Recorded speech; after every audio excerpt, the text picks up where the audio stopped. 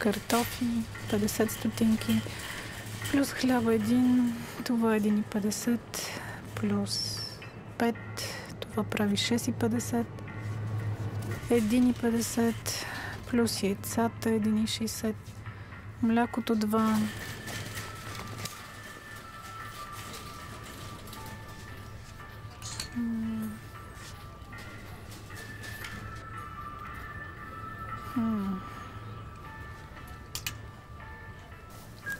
телефонната сметка 20, билета за автобуса 1,